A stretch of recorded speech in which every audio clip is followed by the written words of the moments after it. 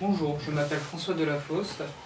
J'ai lu le livre de Carole Manninelin à fleur de peau.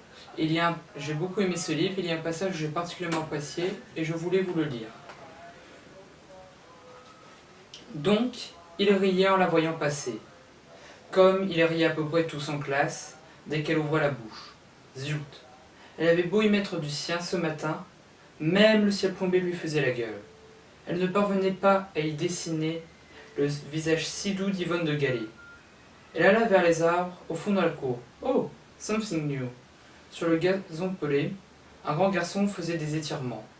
Il semblait directement issu de la féerie Grand Molnès, avec ses vêtements de danseur et son écharpe flottante. Les autres le guignaient du coin de l'œil, à peu près comme elle, les voyaient faire d'habitude poil. Oups. Ils feignaient d'ignorer le gymnase, l'observaient pourtant, puis chuchotaient entre eux. Quand il se mit soudain à marcher sur les mains, des mains gantées, puis à tournoyer dans l'espace, beaucoup cependant se rapprochèrent. Elle aussi. Quel loco, pensa-t-elle, fascinée et inquiète. Le merveilleux fou allait-il se rompre le cou sur cette herbe glissante? Mais non. On aurait dit que l'air se rassemblait maternellement contre sa peau, pour le soulever et le soutenir. Ce n'était plus un garçon, mais un élastique qui dansait, quand transformé en chant, non, plutôt en phrases, lettres et signes, point d'exclamation et d'interrogation. Furieuses les interrogations, semble-t-il à l'adolescent.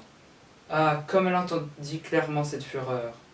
Mais le questionnement épuisant de ce garçon était aussi une grâce dynamique, qui usait de la pesanteur pour mieux s'en affranchir.